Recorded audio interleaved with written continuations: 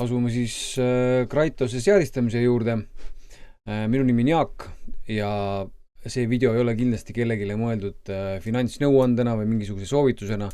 Ma lihtsalt näitan teile, kuidas mina Kraitost seadistan ja võib-olla saad sellest endale midagi kasulikku.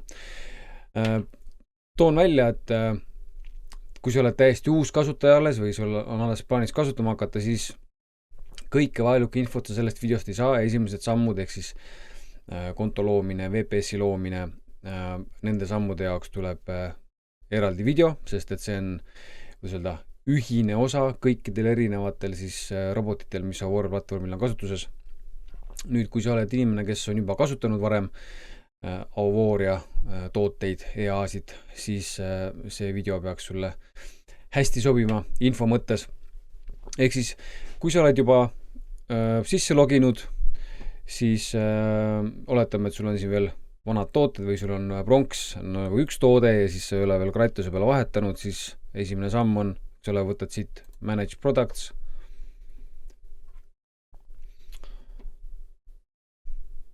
Siis paned siit Switch. Emba-kumba, ise vaata, kumb sul vajalik on. Siit valid siis standard. Euroopas on standard okei. USA inimestel on ainult MAV võimalik võtta. Panid siit oma valikuteed ära ja siis paned continue ja choose product, eks ole. Ja siis siia ütleb, et reede öösel siis vahetatakse see sinu jaoks ära. Ehk siis iga nädal reede öösel vastu laupäeva tehakse siis toote vahetus siin ja siis laupäeval, pühapäeval on võimalik seadistada. Nii, kui see samm on, oletame, et see samm on sul tehtud. Nii, siis järgmine samm on vaja teha maakleri juures. Ehk siis sul peab olema Kraitose kasutamiseks olemas MetaTrader 5 toetav konto. Seda saab siis teha üsna lihtsalt. Logid sisse, kas sa nüüd tahad siis päris kontoga kaubelda või tahad sa demokontoga kaubelda, see on sinu enda teha. Võtad lahti accounts, mina praegu siis võtan siit demokonto. Nii, siis käin siia lõppu. Ja siis panen siit open MetaTrader 5 demo account, võtan standard, eur 1,500 ja panen selle konto suuruseks praegu 5000. Nii, panen siit submit. Nii, siis lähen tagasi kodulehele. Nüüd, kui sul on plaanis päris rahaga kauplema hakata Kraitose peal, siis vasakust menüüst võtad live accounts, open additional accounts, MetaTrader 5, standard või RAW, ise valid kumba sa tahad. Peamine erinevus on selles, et siis RAW puhul on maakleri poolt võetav komisjon eraldi välja toodud, standardi puhul on see siis ostu- ja müügi hinna erinevuse sisse ära peidetud või sinna siis kalkuleeritud. Panen siit submit, on ja vähemalt Vantage'i puhul selle MT5 konto loomine siis võib võtta natukene aega. Nüüd, kui see konto on loodud ja soovite siis siit ütleme siis mingisuguselt teiselt kontot siia kapitali peale kanda MT5 kontole, siis tuleb võtta vasakust menüüst funds, transfer between accounts ja siis tuleb valida see konto, mille pealt soovid kanda teha. Ja siis siia paned konto, millele sa soovid selle kande teha, paned siia oma summa ja paned submit. Siia võib veel tulla ka lisaaken, kus ta siis küsib boonuste kohta, kui sul on mingisugused boonused kontol peal. Sealt siis, kui sa tahad need boonused üle kanda, siis vajutad lihtsalt transfer. Ja see protsess üldiselt peaks toimuma automaatselt kohe, aga vahel ma olen näinud, et võtab see ka aega 1-2 päeva näiteks. Või ma tavaliselt teen seda, et kui ma näen ühe päevaga ei ole seda juhtunud, siis ma lihtsalt saadan supporti kirja ja tuletan neile meelde, et tahaks kasutama hakata. Nii, kui siin on konto olemas, kapital peal, olgu see siis Vantage, olgu see mingi teine maakler, enda vaba valik, siis tagasi VPS-i. Esimest korda on mõistlik minna siis läbi selle veebi lahenduse. Paned siit Launch VPS. Valid siis oma selle VPS-i. Nii, see parooli kopeerin vahemälusse. Panen siit Connect.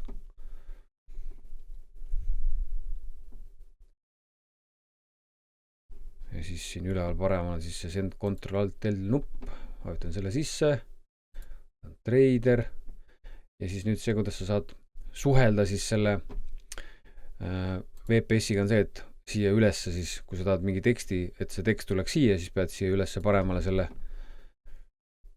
pasteerima nii-öelda logid sisse.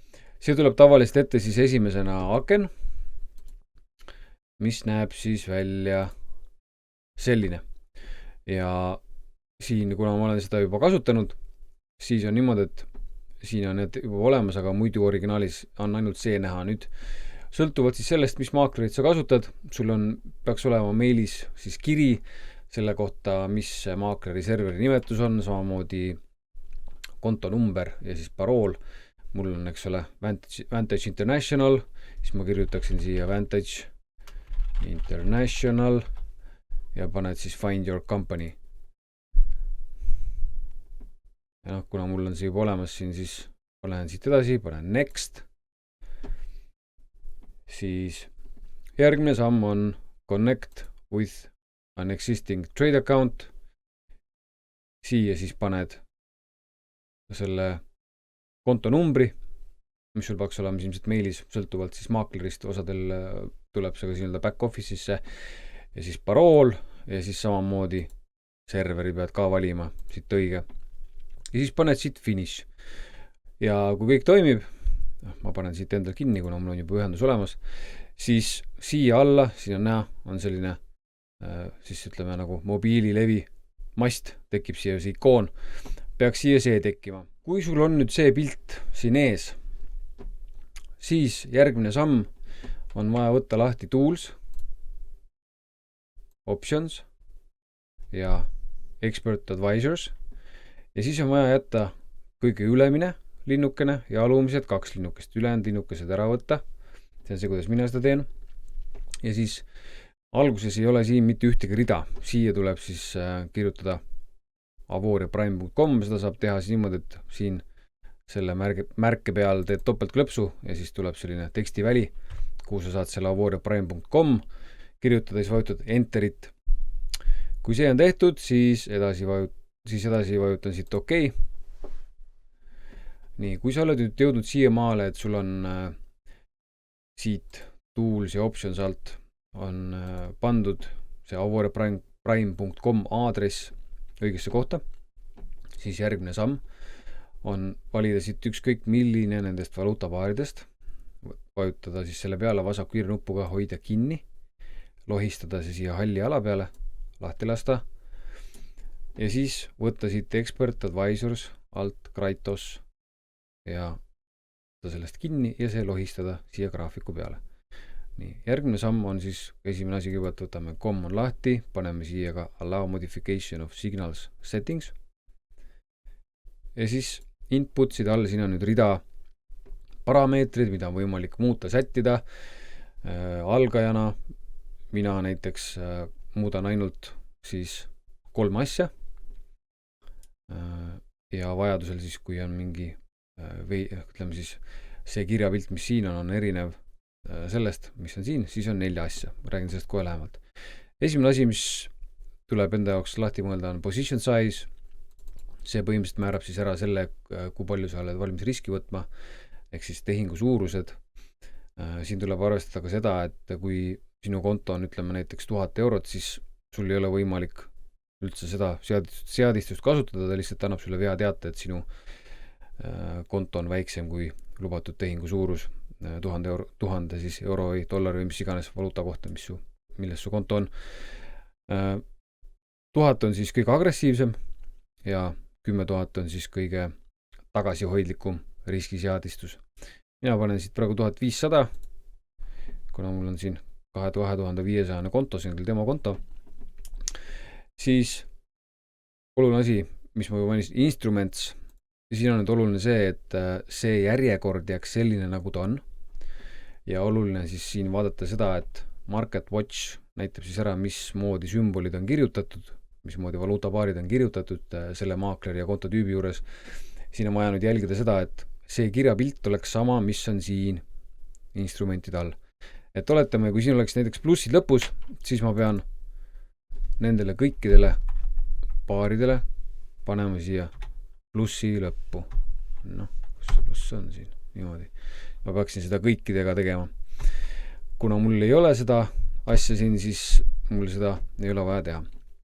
Siis järgmine asi, mida ma muudan, on equity protector, mis muidu on 100% peal, ehk siis Kratos riskib kogu selle kapitaliga, mis selle konto peal on.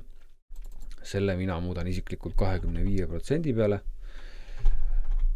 Sellepärast, et ma olengi valmis siis 25% oma kontost kaotama mis tahes ajahetkel.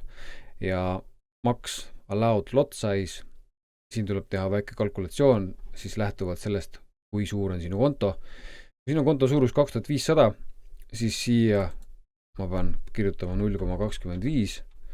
Arvutuskäik on siis 2500 jagada 10 000-ga, ehk siis sinu konto suurus jagada 10 000-ga annab sulle selle numbri, mis oleks mõistlik siia max allowed lot size'i alla panna. See on vähemalt ametlike juhendite järgi. Ja kui need asjad on tehtud, siis ma vajutan OK. Ja kui kõik on nagu toimib kõik korras, siis ta mingisugused teateid ei anna, hakkab lihtsalt siis otsima sisenemiskohta. Nüüd järgmine samm, mis mina teen, on kindlasti see, et ma kasutan ka MyFXbooki. Kui sina ei kasuta MyFXbooki, siis põhimõtteliselt võid selle video enda jaoks lõppenuks lugeda ja õnnitlused, et said endal Kratose käima. Nüüd, kui sa kasutad MyFXbooki, siis võid edasi vaadata. MyFXbooki saab kasutada mitut erinevat moodi. Kuidas mina MyFXbooki kasutan, on siis vähemalt minu arvates üks lihtsamaid viise. Ma võtan siit siis veel ühe paari, vaatan, et oleks erinev sellest esimesest. Võtan lisagraafiku ja siis võtan siit Expert Advisorit sealt MyFXbooki, lohistan siia peale. Vaatan, et siin oleks kindlasti allow DLL sisse lülitatud.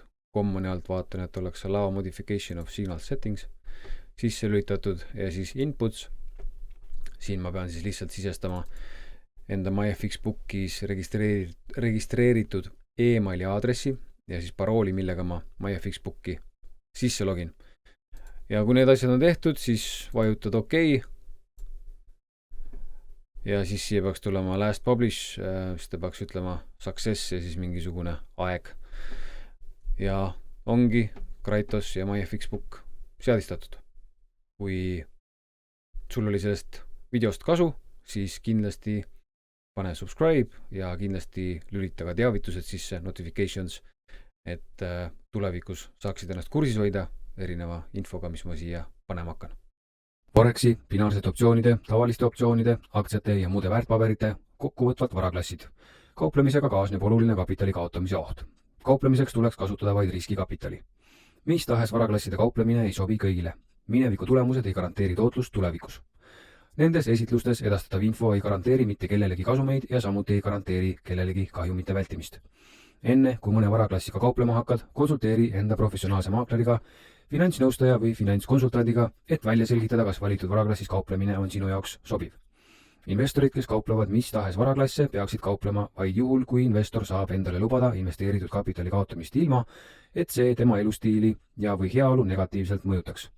Mitte ükski kauplemistrateegia või meetod ei välista kaotuste riski. Mitte ükski kauplemistrateegia ei ole riskivaba ja mitte ükski kauplemistrateegia ei garanteeri kasumit ega kahjumite vältimist. Lisaks kapitali kaotamise riskile lasub investoril ka risk kaotada raha tehingute avamisest ja erinevatest kauplemisega seotud komisjonitasudest või teenustasudest tulenevate kuludega seoses. Enne kauplemisega alustamist veendu hoolikalt selles, kas mis tahes varaklassides kauplemine on sulle sobilik, lähtudes sinu varasemast investeerimise kogemusest ja finantsilistest ressurssidest. Kõikide sinu tehtud kauplemisotsuste eest lasub vastutus sinul ja ainult sinul. Kõikides Avore Prime, Market Hackers Estonia esitlustes, vestlustubades ja kõikides teistes suhtluskanalites esitatud info ei ole mõeldud mitte kellelegi kauplemistehingute soovitusena ega ka mis tahes tehingutesse minemise üleskutsena.